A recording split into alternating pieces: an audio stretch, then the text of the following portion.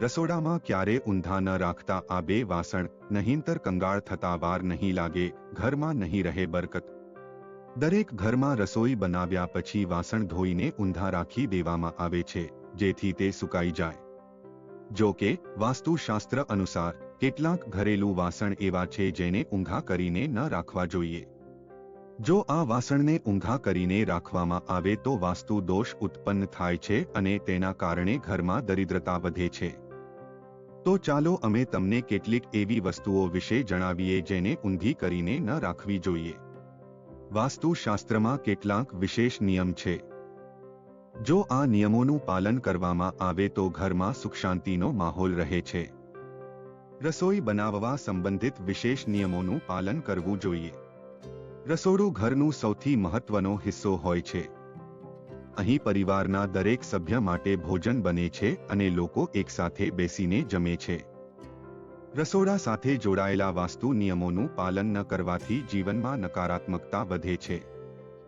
ચાલો આજે અમે તમને રસોડા સાથે જોડાયેલા જરૂરી નિયમ જણાવીએ। દરેક ઘરમાં રસોઈ કર્યા બાદ વાસણ ધોઈને ઊંધા રાખી દેવામાં આવે છે, જેથી તે સુકાઈ જાય। જો કે વાસ્તુશાસ્ત્ર અનુસાર કેટલાક ઘરેલું વાસણ એવા છે જેને ઊંધા કરીને ન રાખવા જોઈએ। જો આ વાસણને ઊંધા રાખવામાં આવે તો તે વાસ્તુ દોષ ઉત્પન્ન કરે છે અને તેના કારણે ઘરમાં દરિદ્રતા વધે છે। તો ચાલો અમે તમને કેટલીક આવી જ વસ્તુઓ વિશે જણાવીએ જેને ઊંધી કરીને ન રાખવી જોઈએ। તવો, રોટલી બનાવવાના તવા કે લોઢીને સાફ કર્યા બાદ તેને ઊંધી ન રાખો। રોટલી બનાવવાના તવાને ઘરમાં ઊંધો કરીને રાખવાથી પરિવારમાં સ્વાસ્થ્ય સંબંધિત સમસ્યા વધી જાય છે। જો તમારા ઘરમાં કોઈ આવું કરતું હોય તો તેને આવું કરવાથી રોકો। કડાઈ, મોટા ભાગના ઘરોમાં શાક બનાવવા કે પછી કંઈક તળવા માટે ઉપયોગમાં લેવાતી કડાઈને ધોઈને ઊંધી કરીને રાખી દેવામાં આવે છે। વાસ્તુ પ્રમાણે આવું કરવું ખોટું છે। ઘરમાં તેનાથી નકારાત્મક ઉર્જા વધે છે। જો તમે તેને ધોઈને રાખી દો છો તો કોઈ સૂકા કપડાથી લોહીને સીધું રાખી દો। વાસ્તુશાસ્ત્ર અનુસાર કડાઈને સાફ કર્યા વિના ભૂલથી પણ ન રાખો। ઉપયોગ કર્યા પછી તરત જ તેને સાફ કરો।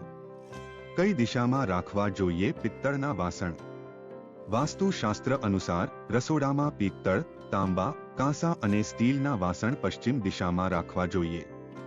જો તમે ઘરમાં આ વાસ્તુ નિયમોનું પાલન કરશો તો તમે ઘણી સમસ્યાઓથી બચી શકશો। આ નિયમોનું પાલન કરવાથી ઘરમાં સુખ સમૃદ્ધિ આવે છે।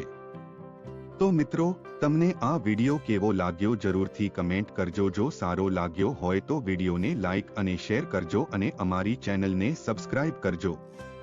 વિડિયો અંત સુધી જોવા બદલ ખૂબ ખૂબ આભાર। જય શ્રી કૃષ્ણ। રાધે રાધે।